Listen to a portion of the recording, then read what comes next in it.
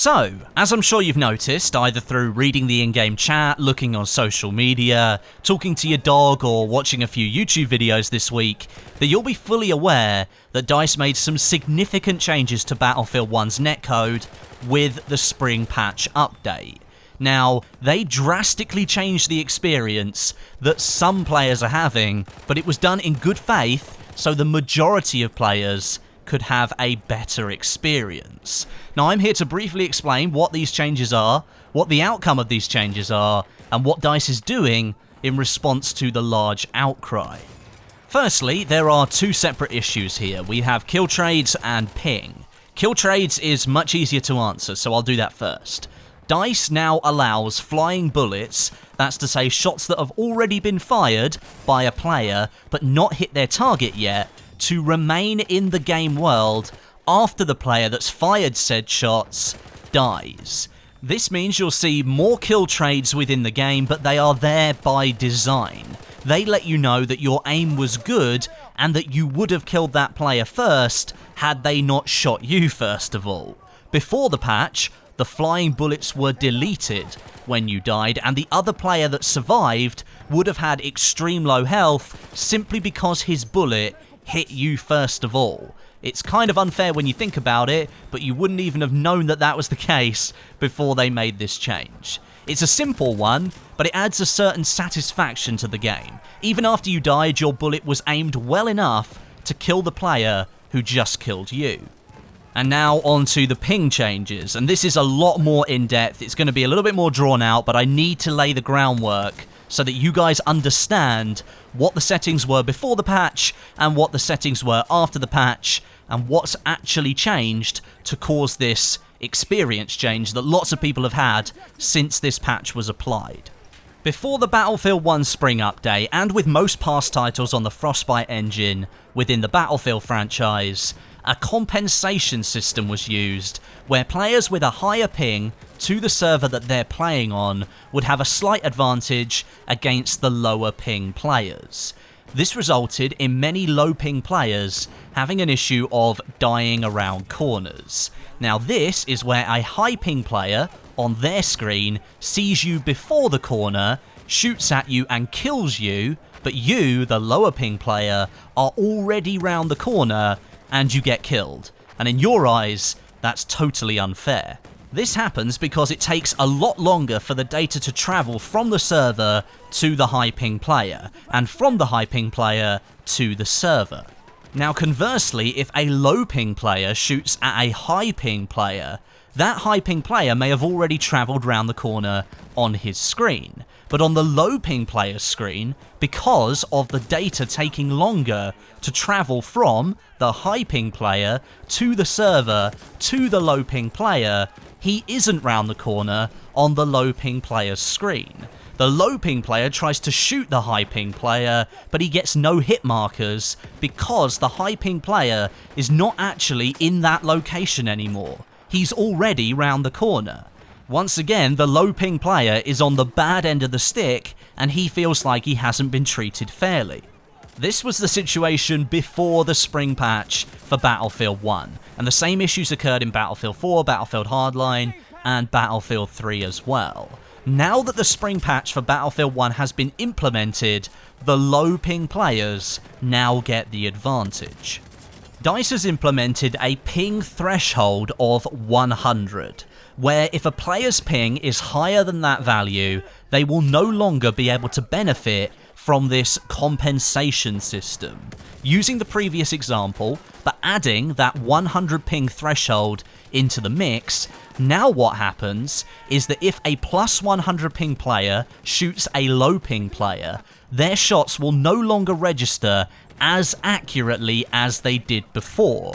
They would now need to actively lead their shots, that's to say aim ahead of the moving player, to make sure they were aiming in the correct location. On the plus 100 ping player's screen, the low ping player is being shown at a location further back from where they actually are. And this is purely down to the time that it takes for the data to be sent backwards and forwards between that plus 100 ping player and the server. The low ping player gets their information much faster. So now that you hopefully understand the issue, I really hope that you do understand it. I hope my explanation was good enough. What's the outcome of this change? Well, for the first time in a long time in the Battlefield franchise, DICE has chosen to give the advantage to low ping players, and understandably, this has annoyed the higher ping players. These high pingers now have a worse experience in Battlefield 1, whereas the low ping players have a better experience. And here comes my opinion. This is the correct way to be doing things. I'll explain it in a minute, but it has caused a rather sizable outcry in the community that many high ping players are now complaining of significantly worse hit registration. What they're actually experiencing is the implementation of DICE's change. If they were unaware that because they are a high ping player, they now need to lead their targets, then of course, you'd think the netcode in this game was broken and that the game is now unplayable. But the simple fact of the matter is, this hasn't broken anything. DICE is simply taking a different approach, and it's now down to the players to react to that. How should the community be reacting then? How do you react to a change that is essentially beyond your control? Well, you take a little bit of control back. High ping players tend to have a high ping because they're not playing on servers that are close to them. The further away a server is that you decide to connect to, the higher your ping is going to be, because of the distance the data needs to travel between you and the server. So what's the solution to high ping in Battlefield 1? Play on your own region's servers. That's essentially what DICE are telling you to do. Play on the servers in the region that you're located in, or play on servers in the region that you're closest to if servers are not available in your region. I'll expand on that issue in a moment. Rather than continue to complain that your hit registration now sucks because you've got a high ping from playing on, I don't know, a US server when you live in Asia, you instead need to change your server selection and play on ones that are closer to you geographically. It sounds like I'm telling you that this is your fault because you've been playing on servers that are outside of your region, but that's not the intention. I'm simply telling you how to fix this problem of bad hit registration in Battlefield 1 by playing on servers that are close to you. That is the intended message that DICE are trying to send here. Play on servers that are close to you, and you won't have this issue anymore. Now, before the comment section of this video turns into an angry mob, let's point out that not every region in the world currently has regional servers for Battlefield 1. If that's the scenario for you, then I do feel very sorry for you.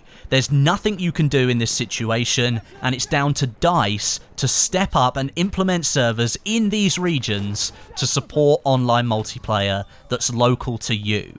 I know that more regions will be added soon, and there's a location in India that's currently being tested, and hopefully that means people in Asia should have a data center that's closer to them, and more South African servers will be added in the future. This is all to help players find a server that's closer to them, to get them populated so that more people can have a good low ping experience. Besides the lack of servers in certain regions for Battlefield 1, there are other issues that can contribute to poor hit registration. And what you need to do is check your own connection to the internet.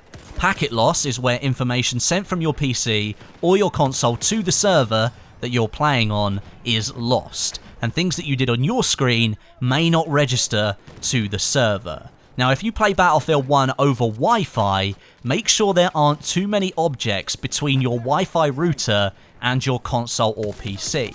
And by objects, I mean things like walls and bookcases, solid objects, or other Wi-Fi networks interfering with your own.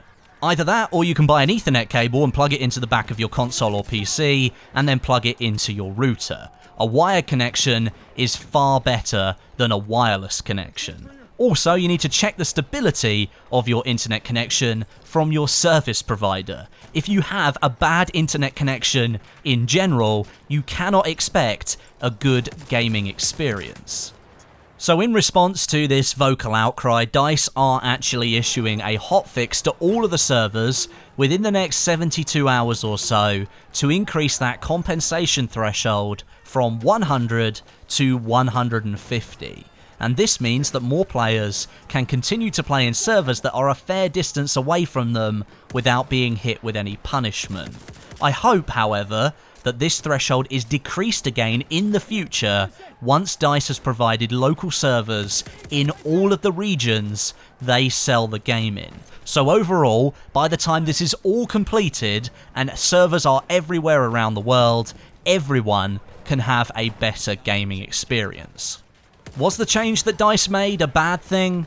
No. In my opinion, it was probably one of the best moves they could have made for netcode and hit registration in the game. Just perhaps they could have explained it a little bit better and timed the update a little bit better. They needed to, first of all, have made sure that servers are available everywhere in the world that they sold the game, so that players could always find matches under 100 ping.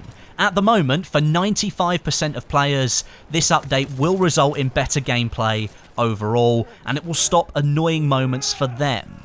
For the other 5%, DICE is now working to bring you support as soon as possible. So there you go, netcode explained from the spring patch. DICE didn't break anything, they just changed something, and they annoyed a group that previously were quite happy with their experience. Let me know what you think of all this down below in the comments section. I'm sure you've got some rather heated opinions down there, but that's okay, this is a fairly big topic. But thank you very much for watching, and until next time, my name is Westie, and I'll catch you guys in the next video.